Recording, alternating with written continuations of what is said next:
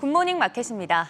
소비 물가에 이어 도매 물가까지 둔화됐다는 소식에 하반기 금리 인하 가능성이 더 높아지고 있습니다. 연이은 신고가 행진을 이끌고 있는 장본인 역시나 테크, 기술주였는데요. 다른 섹터들의 소외감은 커져만 갑니다. 간밤 3대 지수 혼조세로 마감이 됐습니다. 다우지수만 0.17% 하락 마감했습니다만 장 초반에 비해 후반으로 갈수록 낙폭 거의 다 줄여냈고요. S&P 500은 0.23%, 나스닥은 0.34% 올랐습니다. 두 지수는 전일 대비해서 상승을 계속 이어가면서 종가 기준 사상 최고치를 써가고 있습니다. 특히 S&P 500 4거래일 연속 최고치고요.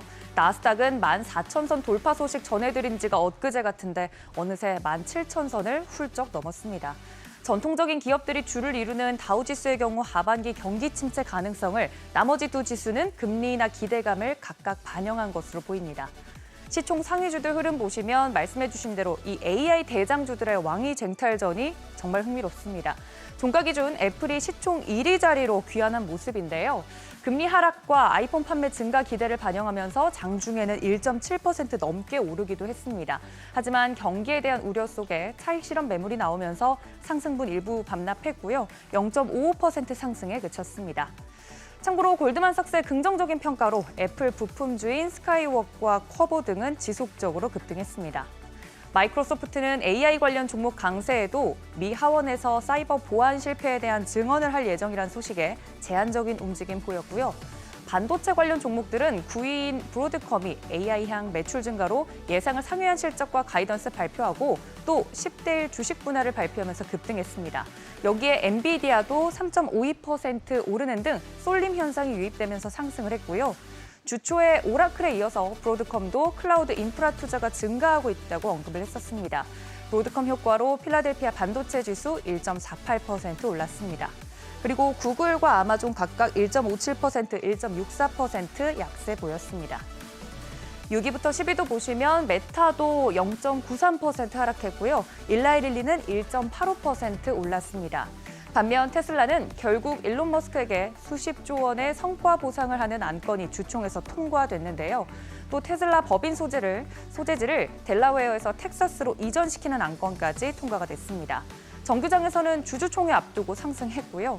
다만 트럼프 후보가 당선될 경우 바이든 행정부의 정책, 즉 전기차로의 전환을 폐지하겠다고 주장하면서 장중 변동성이 컸습니다. 이런 발언에 리비안, 루시드는 물론이고 전기차 제조업체와 2차 전지, 충전시설 등 관련 종목 대부분이 부진했습니다.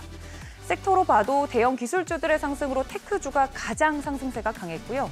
그 밖에는 리츠, 유틸리티 섹터 제외하고는 대체로 하락세 보였습니다. 시장이 사상 최고치 이어갈 수 있었던 이유, 바로 소비자 물가지수 하락에 이어 도매 물가까지 떨어졌다는 소식 덕분이었습니다. 물가가 기대처럼 하락세 유지한다면 9월 금리 인하를 기대하는 것도 크게 무리는 아니라는 분석입니다. 5월 생산자 물가지수 PPI가 전년 대비 2.2% 상승했습니다. 예상치였던 2.5% 상승보다 훨씬 낮은 수치고요. 근원 PPI도 2.3% 상승으로 역시 예상치였던 2.4%에 비해 낮게 나왔습니다. 도매 물가지표인 PPI는 소비자 물가지수의 선행지표니까 한두 달 후 소비자 물가 압력은 더 줄어들 수 있다는 뜻일 텐데요. 전문가들은 적어도 금리 인상 가능성은 이제 머릿속에서 지워도 괜찮을 것 같다고 언급을 했습니다. 주요 투자 회사들도 연준이 선호하는 근원 PC 가격 지수는 전월 대비 0.25%에서 0.10% 상승으로 둔화할 것으로 전망하고 있습니다. 여기에 고용지표도 시장에 긍정적으로 나와줬는데요. 지난주 신규 실업수당 청구 건수 24만 2천 건으로 시장 예상치와 직전주 수치 모두 웃돌았습니다. 지난해 8월 이후 최고치를 기록했다고 하는데 지난 1월 이후 꾸준히 증가 추세 보이고 있는 점 주목해 볼 만합니다. 이런 데이터들 덕분에 시장의 금리 인하 기대감이 한층 커지고 있는데요.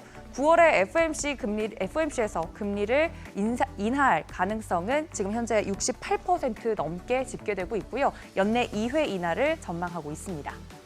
국채금리는 하락세 보였습니다. 2년물은 4.7%대, 10년물은 4.2%대에서 거래되고 있습니다. 물가 하락으로 연준의 금리 인하 가능성이 커진 한편 투자자들의 경기 위축에 대한 우려도 함께 커지고 있습니다. 다 같이 오르는 게 아니라 일부 기술주를 제외하면 대부분이 부진한 모습만 봐도 그런데요. 종목 장세 속에서 뚝심을 지킬지 여부 판단해 보시면 좋겠습니다. 굿모닝 마켓이었습니다.